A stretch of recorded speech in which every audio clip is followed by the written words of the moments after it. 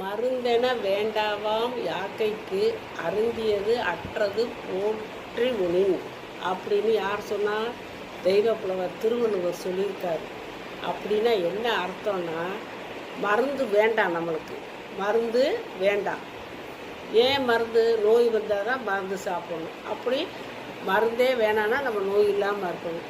நோய் இல்லாமல் இருக்கணும்னா என்ன செய்யணும்? நம்ம சாப்பிட்டது, அதான் யாக்கைன்னா நம்ம உடம்புக்கு மருந்து வேண்டாம்.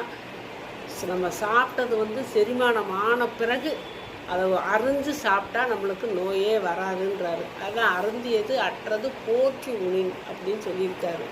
அதை யார் கடைப்பிடிக்கிறோம்? அப்படி இல்லை, கடைப்பிடிக்கிறதே கிடையாது. நம்ம செரிச்ச பிறகுதான் சாப்பிடணுங்கிறது எண்ணமே நம்மள யாருமே செய்கிறதில்ல. சாப்பிடுவாங்க ஒரு அரை மணி நேரத்தில், 1 மணி நேரத்தில் வேறு ஏதாவது பார்த்தா, நம்ம கண்ணில் பார்த்தோன்னே ஆசை வந்துடுது, எதையாவது வாங்கி அப்புறம் சாப்பிட்டுக்கிறாங்க. அப்படி திருப்பி சாப்பிட்றது தான்.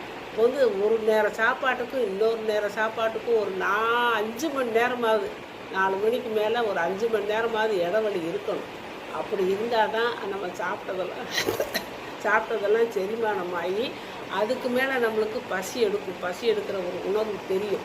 அப்படி பசி எடுக்கிற உணர்வு தெரிஞ்சு அதுக்கப்புறம் சாப்பிடும்போது தான் நம்மளுக்கு நோய்ங்கிறதே வராதுங்கிறத திருவள்ளுவர் ஐயா அப்பயே சொல்லி வச்சுருக்கிறாரு.